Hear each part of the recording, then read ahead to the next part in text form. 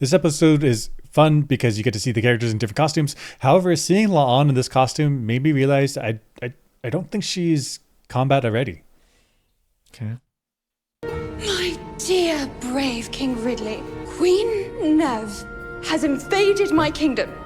She's obsessed with the Mercury Stone. Her Crimson Guard captured my throne and imprisoned my subjects. I mean, I scarcely escaped with my life. That's just terrible. I know you have the Mercury Stone safely in your keeping.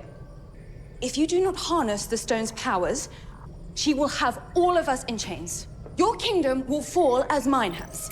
Okay, what's the problem? Okay.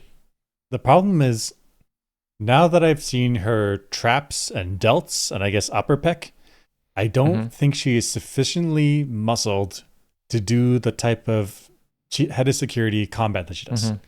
She does we've seen her in previous episodes. We've seen her do hand-to-hand combat, which I think requires more musculature than this. If she was a weapons specialist, can you explain what you see what I'm talking about? Yeah. So here's the shoulder traps. The traps, yeah. The traps right here. You want sort of big bulging ones. Her delts right here. And then chest, the pecs. Yeah, the upper pec at least. Yeah. Her upper pec at least is not meaty like you want it to be. Right. Like if she's going to be a striker, I think she needs more musculature. Right. So if you're a security officer, I think you need more musculature. I see it.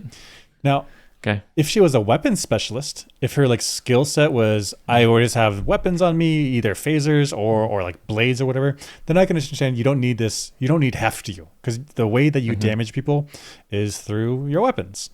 But I think in previous episodes she does hand-to-hand stuff. Now there is an argument for techniques that are like Aikido, where you don't necessarily need to be big, but you're more of like if someone charges at you, you sidestep and trip them and make them fall over with their own momentum. But she's not a Aikido specialist. She's like an actual I'm going to wrestle you down. And so that's different than if I want like a brawler, someone that's going to like get in there just strength you. I think this next picture, this is Brock Lesnar's daughter. I forget her first name, but Brock Lesnar's daughter. In fact, you can see the picture of her next to Mia Brock Lesnar. Oh yeah. Is it Mia? Mia Oh, Lesnar. Leah Right Lesnar. Oh, Mia. M-Y-A. Mia. Thank you. So Mia Lesnar, she like inherited her mother's hair and her dad's like everything else, right? And she's beefy. She's a tank. She got that muscle. She got that build. Right. She looks like she could mess someone up in a brawler fight. Right. Similar to the next picture, Gina Carino. She also, I guess she also, well, no, not also. She has a UFC Ultimate Fighting championship. Where she was a striker and she's like big, meaty, like big. I'm going to overpower you with my physical strength. Right. And for most realms in life, the physical strength, like you don't really need that much muscles. How do I say this? Like if something is so heavy that you need to be dragged to pick it up in the warehouse, like get a forklift. Like what are you doing here? However, if you're doing this like human to human combat, then the muscle's going to help. Right. So like most things in life, like a very weak person and a very strong person are essentially the same strength level, because a weak person could lift 200 pounds, whereas a strong person can lift 800 pounds. It's like, but neither of those lift a car. They can't lift a car. They can't lift a crate. They can't lift you get a forklift, you get a crane.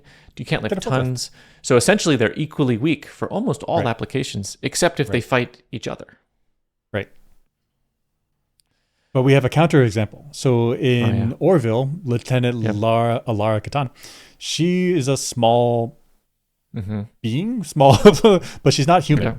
So she, like her species has a planet where they have 10 times gravity, so they have stronger bones, more bone density, also stronger muscles, and so you just get race, you get species, you get genetic gains, and so in that way you can be physically strong but also very small, and that one makes sense. But La'an, I think she's a normal human, right? Right, she's a normal human, so she would need to be more beefy if she's going to fight other humans. Right. Unless humanoids. She was a weapons specialist, but they've not made her like I always have my EDC every day ready to go, knives and phasers and secret weapons on my ankle, and she's just a normal person. I mean, at the same time, I think a security officer, I mean, just kind of goes, I mean, I would expect them to be proficient in pretty much most weapons available to Starfleet security personnel.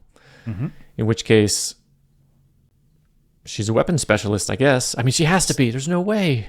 Just let me walk over to the locker the locked gun cabinet lockers, go get a gun. Like, she's a weapons specialist, and her job is to be specialized in weapons. She's gonna be carrying that on her all the time. It has to be, yeah.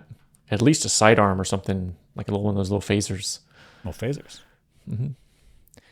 Yeah. Weird.